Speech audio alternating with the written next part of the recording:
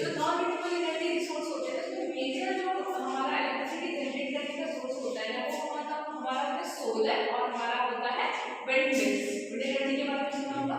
वो जो तुम्हारा है वो सोलर पैनल है, उससे हम क्या करते हैं जो अब जो सोलर सेल है वो चार्ज होता है, डीसी इलेक्ट्रिसिटी जनरेट होती है, फिर डीसी एसी में कन्वर्ट होती है और हम लोग उसको फर्दर यूज के लिए इस्तेमाल करते हैं।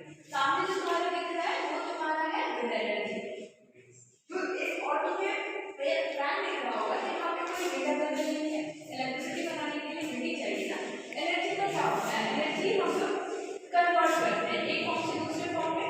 इस केस में हमने क्या किया, सोलर एनर्जी को इलेक्ट्रिकल एनर्जी में कन्वर्ट कर दिया और विंड एनर्जी के केस में हम लोग जो विंड एनर्जी होती है, विंड जब हवा जब चलती है तो उस एनर्जी को हम लोग इलेक्ट्रिकल एनर्जी में कन्वर्ट करते हैं। तो वहाँ पे जो एक फैन लगा हुआ है वो वर्चुअल सोर्स ऑफ एयर है, मतलब उससे पहले हम लोग विंड क्रिएट करते हैं, फिर हम लोग उससे इलेक्ट्रिसिटी प्रोड्यूस करते हैं। और जो तुम दिख रहे हो पूरा पैनल है, विंड एनर्जी का पूरा पैनल है, इसके थ्रू सारा कन्वर्जन होता है, मतलब तुम्हारा जो विंड एनर्जी होता है वो तुम्हारी इलेक्ट्रिकल एनर्जी में कन्वर्ट हो जाती है। और बाकी जो तुम्हें ये छोटे छोटे इंस्ट्रूमेंट्स दिख रहे हैं ये भी तुम्हारे पूरे काम के होंगे, लेकिन लोगों ने रेजिस्टेंस के बारे में पढ़ा होगा, कौन सा रेजिस्टेंस के बारे में पढ़ा होगा, इंडक्टेंस के बारे में पढ़ा होगा और कैपेसिटेंस के बारे में पढ़ा होगा।